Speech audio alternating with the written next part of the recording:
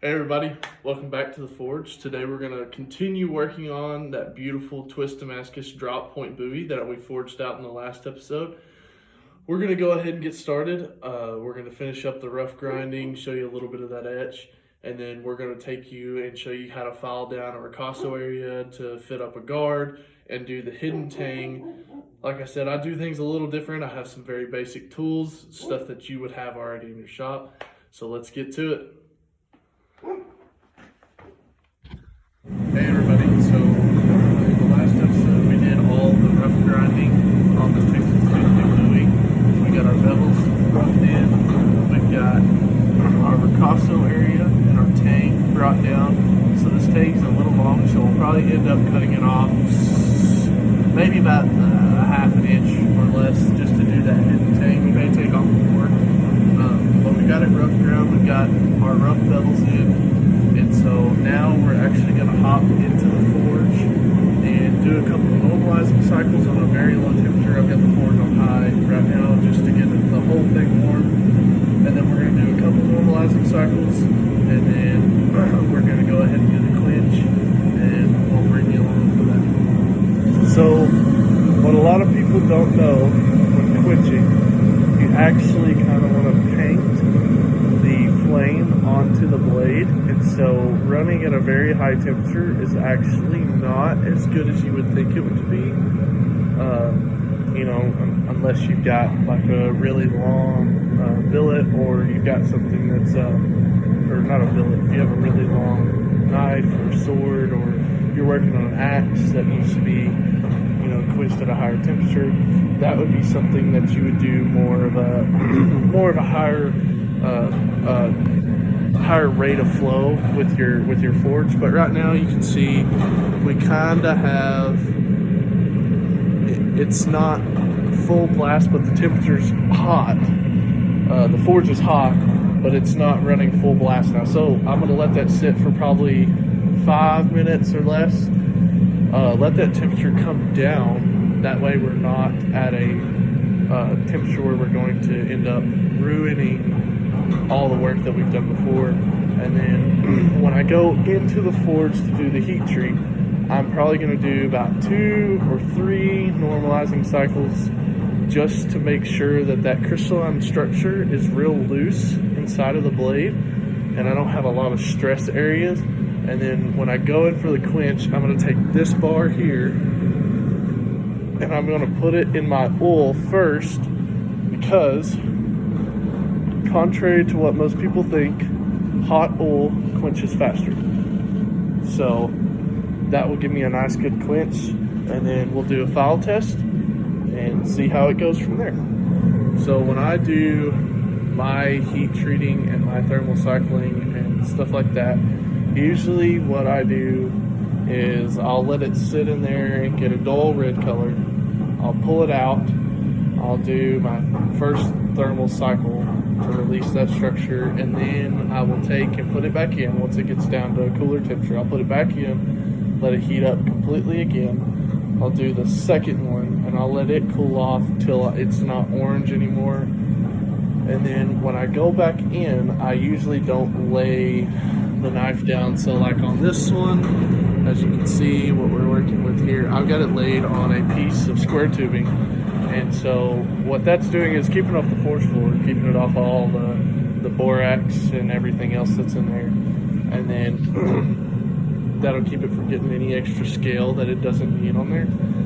This is also the time where you can fix any imperfections, like if you're a little bit out of straight or you need to do something like that, you can fix that now. But I'm going to go ahead and pull it out, and we'll do our 2 normalizing cycles, and then we'll get back into the quench. So we just came out of the first thermal cycle. We're just about finished with the first thermal cycle. As you can see, that pattern is kind of coming through. You may not be able to see it with the light, it's not very well here. Pattern's kind of coming through. I can kind of see, if there's any imperfections that I need to fix now, or if this blade's even going to be worth trying to do. So far, everything looks really, really good. So we've got just finished with our first normalizing cycle, and then I'm going to let this cool down just a little bit more. Then I'm going to put it back in. I'm going to pull it out at a dull red color. do that thermal cycle, and then when I get ready for the quench, I'll bring you along the quench and we can watch that. So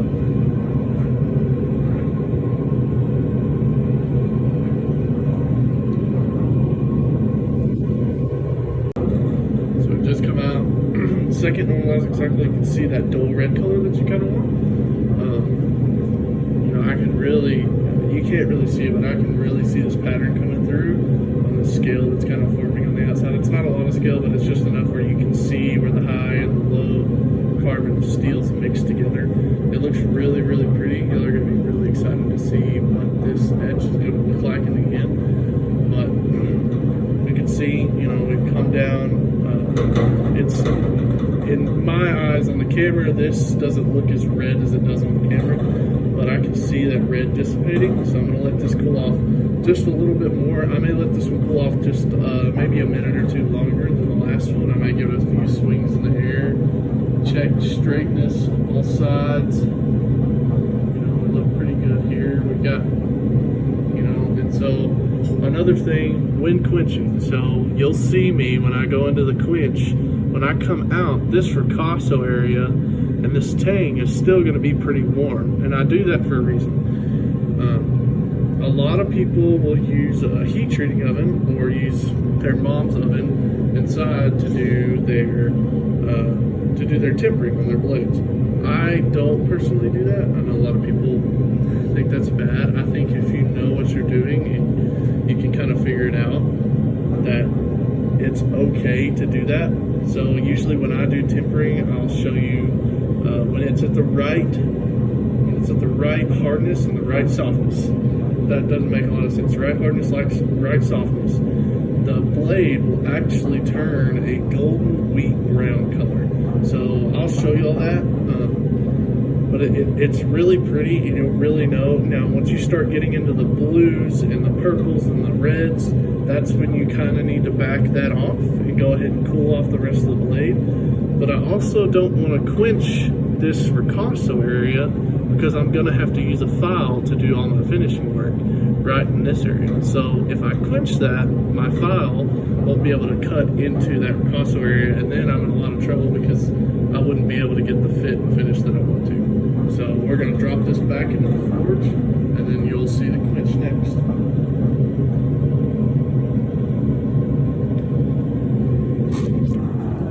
Experience that heating up your oil is actually better.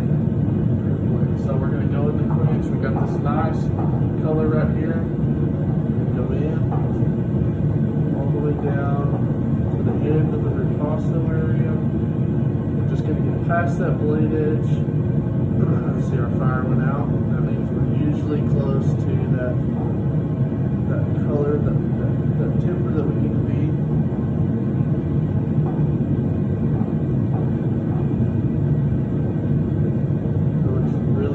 We got a nice martensite layer forming on top, which is really, really good.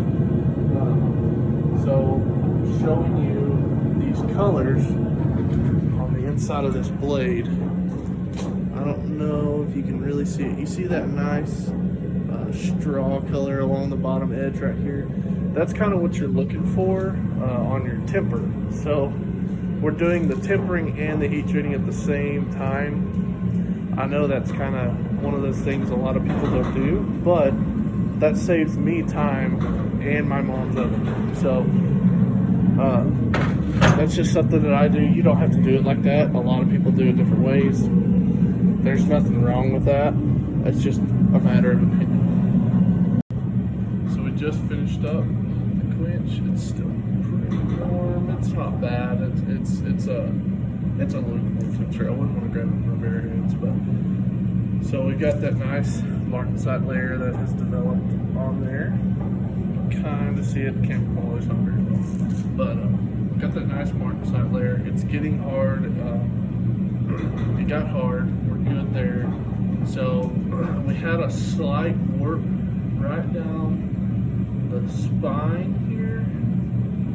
I pulled that out as much as I could. You can probably see it a little more on the camera. You can in real life. It looks like it's got a pretty good warp, but it really doesn't. it's not bad. It's nothing a grinder couldn't fix, or within a grinder range. So we're gonna be good there. I may still even be able to put it in the vise and straighten it out that way. It's not really something a lot of people do because it's really kind of one of those things that snap a blade, but it really doesn't look bad. It looks pretty good. The blade's nice and light.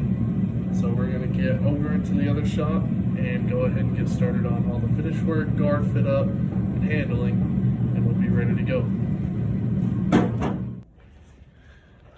So we're out of the quench. The lighting's a little better in here. So if you can see it, this gray color that you've got running down the blade, you can really see that in here better. That's a martensite, and that is a good indication that your blade is hard. As you can see also, kind of throughout, it's got a nice little golden color all the way through. That's just from that, that's from that tempering.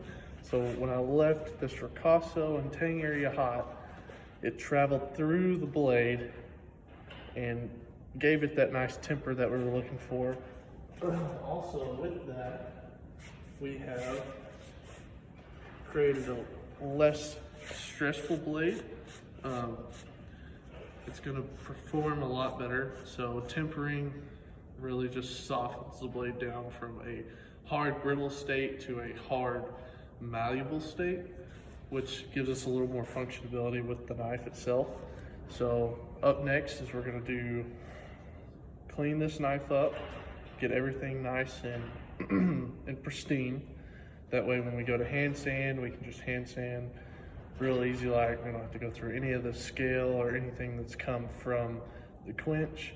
And then we're gonna do finish work along this ricasso area. We're gonna go ahead and clean up some of these bevels and some of this ugliness in here where, you know, we couldn't get in with a grinder or we needed to do something else. And then we'll clean up this bolster area, this guard, ricasso and guard area, and then figure out what we're gonna do with the tang, how much we're gonna get cut off, and then what we're gonna do with the wood.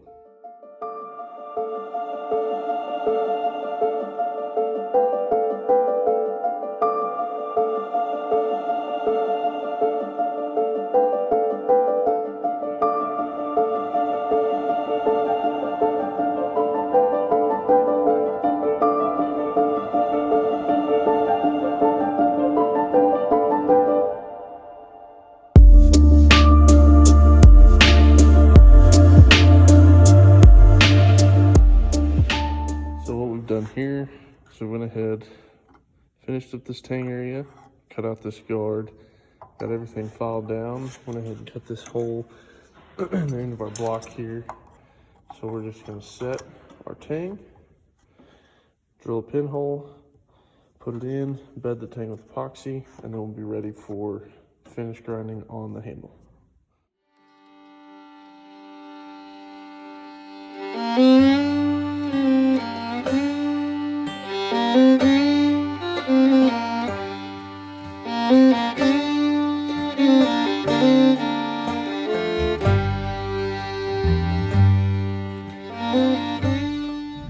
And that's the final product right there. You see you put a little bit of a scabbard on it.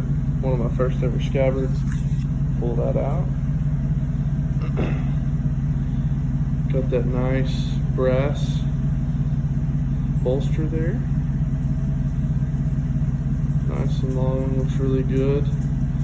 Turned out really good. That pattern's really, really exposed, really bold. We're on to the next.